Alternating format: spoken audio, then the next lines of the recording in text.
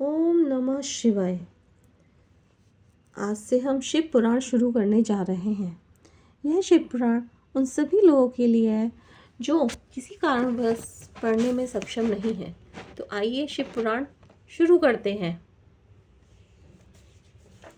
त्वमेव माता च पिता त्वमेव, त्वमेव बन्धुश्च सखा त्वमेव, त्वमेव विद्या द्रविणं त्वमेव, त्वमेव शर्मं मम देव देव। ओम नमः शिवाय। पहले हम शिव पुराण के महत्व के बारे में पढ़ेंगे, क्योंकि सबसे पहले हमें यह बताना चाहिए कि हम ये क्यों पढ़ रहे हैं।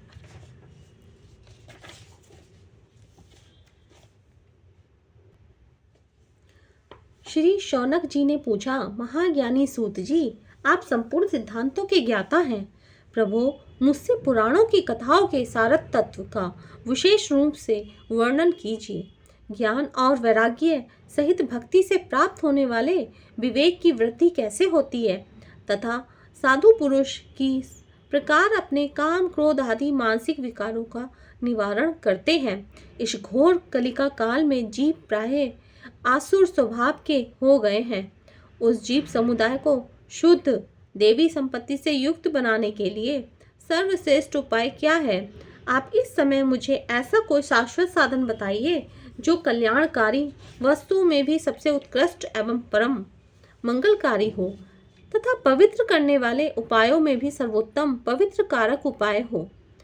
तात वह साधन ऐसा हो जिसके अनुष्ठान से शीघ्र ही अंतःकरण की विशेष शुद्धि हो जाए, तथा उससे निर्मल चित्त वाले पुरुष को सदा के लिए शिव की प्राप्ति हो जाए।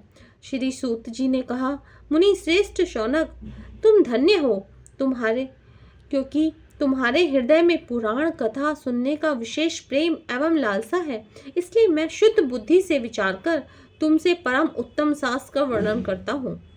वत्स, वह संपूर्ण शास्त्रों के सिद्धांत से संपन्न, भक्ति आदि को बढ़ाने वाला तथा भगवान शिव को संतुष्ट करने वाला है। कानों के लिए रसायन अमृत स्वरूप तथा दिव्य है, तुम उसे श्रवण करो। मुने, वह परम उत्तम शास्त्र है शिव पुराण, जिसका पूर्व काल में भगवान शिव ने ही प्रवचन किया था। यह काल रूपी सर्प से प्राप्त होने वाले महान त्रास का विनाश करने वाला उत्तम साधन है। गुरुदेव व्यास ने सनत कुमार मुनि का उपदेश पाकर बड़े आदर से संक्षेप में ही इस पुराण का प्रतिपादन किया है।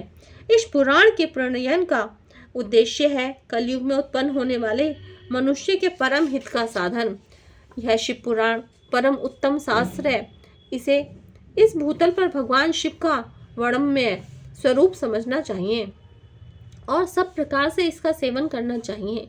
इसका पठन और श्रवण सर्व साधन रूप है। इससे शिव भक्ति पाकर श्रेष्ठतम स्थिति में पहुंचा जा सकता है। मनुष्य शीघ्र ही शिव पद को प्राप्त कर लेता है। इसलिए संपूर्ण यत्न करके मनुष्य ने इस पुराण को पढ़ने की इच्छा की है अथवा इसके अध्ययन को अभिष्ट साधन माना है। इसी तरह इसका प्रेम पूर्वक श्रवण भी संपूर्ण मनोवांछित फलों को देने वाला है। भगवान शिव के इस पुराण को सुनने से मनुष्य सब पापों से मुक्त हो जाता है तथा इस जीव में बड़े बड़े उत्कृष्ट भोगों का उपभोग करके अंत में शिवलोक को प्राप्त कर लेता है। यह शिव पुराण नामक ग्रंथ 24,000 श्लोकों से युक्त है। इसकी 7 संहिताएं हैं। मनुष्य को चाहिए कि वह भक्ति, ज्ञान और वैराग्य से संपन्न हो बड़े आदर से इसका श्रवण करे। 7 संहिताओं से युक्त यह दिव्य पुराण पर ब्रह्म परमात्मा के समान विराजमान है और सबसे उत्कृष्ट गति प्रदान करने वाला है। जो निरंतर अनुसंधान पूर्वक इस शिव पुराण को वाचता है अथवा नित्य प्रेम पूर्वक इसका पाठ मात्र करता है, वह पुण्यात्मा है। इसमें संचय नहीं है। जो उत्तम बुद्धि वाला पुरुष अंत काल में भक्ति पूर्वक इस पुराण को सुनता है, उस पर अत्यंत प्रसन्न हुए भगवान महेश्वर उसे अपना पद धाम प्रदान करते हैं। जो प्रतिदिन आदर पूर्वक इस शिव पुराण का पूजन करता है, वह इस संसार में संपूर्ण भोगों को भोग कर अंत में भगवान शिव के पद को प्राप्त कर लेता है।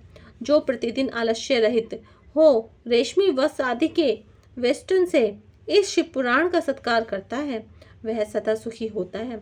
यह शिव पुराण निर्मल तथा भगवान शिव का सर्वस्व है। जो यह लोक और परलोक में भी सुख चाहता हो, उसे आदर के साथ प्रयत्न पूर्वक इसका सेवन करना चाहिए। यह निर्मल एवं उत्तम शिव पुराण धर्म, अर्थ, काम और मोक्ष रूप चारों पुरुषार्थों को देने वाला है। अतः सदा प्रेम पूर्वक इसका श्रवण एवं विशेष पाठ करना चाहिए। ओम नमः शिवाय। तो ये हमारे शिव पुराण का महात्म्य था। कल से हम इसका प्रथम अध्याय शुरू करेंगे। जय श्री राम।